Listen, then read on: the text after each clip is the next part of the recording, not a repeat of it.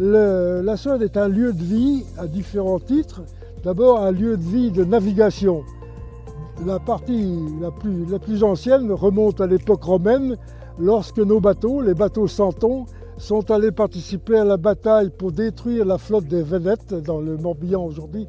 En Bretagne, on s'est interrogé longtemps pourquoi. C'est que ces Vénètes-là avaient une flottille très importante qui était concurrente des bateaux de la Saude, des bateaux Santon.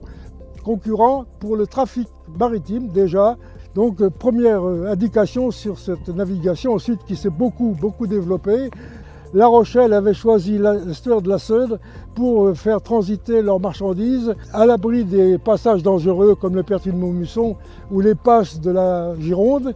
Les marchandises débarquaient au petit port de Mornac, partaient par Charrois à Bœuf sur Royan, par ce qu'on appelait le chemin des Mornassons pendant très longtemps, et rembarquaient pour Bordeaux.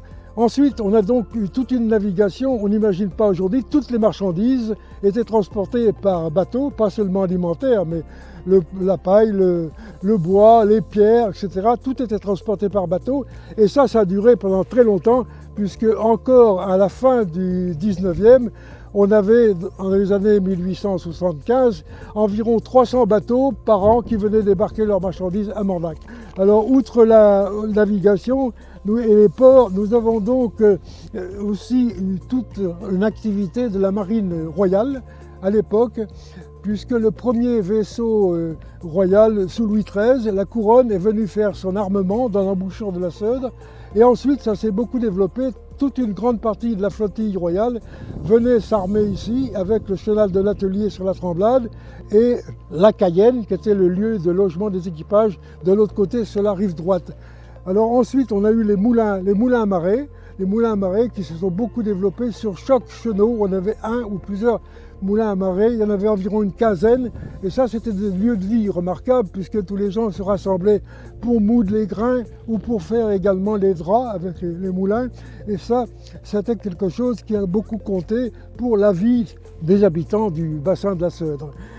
Alors pour les pêches, il y a différents types de pêches locales qui se sont faites, bien sûr, des pêches saisonnières comme la pêche des boucs, les crevettes grises qu'on faisait au fin d'hiver, printemps, la pêche des seiches ensuite un peu plus tard, et les pêches donc de toute l'année, coquillages, pétoncles, palourdes, clams et des poissons plats beaucoup, les anguilles également, avec donc des pêches qui se pratiquaient par tous les petits ports de la Saude, qui donnaient une activité qui s'est poursuivie pour nous ici sur Mornac jusque dans les années 80, puisque le dernier bateau construit pour un pêcheur de Mornac à Concarneau, l'Arfang, a été construit en 1980.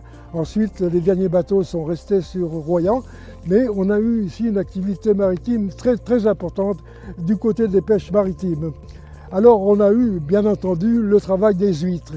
Et par exemple, en 1730, nous avions déjà 7000 clercs sur la rive gauche ici de la Seudre. Donc un travail là aussi qui s'est beaucoup développé et qui dure encore puisque l'affinage de l'huître se pratique encore sur les marais de la Seudre. Alors il y a eu le sel, les huîtres et donc ce qui a généré une activité importante puisque sur notre secteur, la côte charentaise, on a encore un potentiel d'environ 5000 emplois qui tournent autour du travail ostréicole encore aujourd'hui, dont une partie sur le secteur, sur le marais de la Seudre. Les populations ont su faire face à des difficultés. On a eu un milieu hostile, les grandes vasières. Que faire dans de la vase où on s'enfonce? Et on a réussi à utiliser ça pour des parcs d'élevage de l'huître, ensuite pour l'affinage. Et on a su donc faire face également aux difficultés à ce milieu hostile pour la navigation.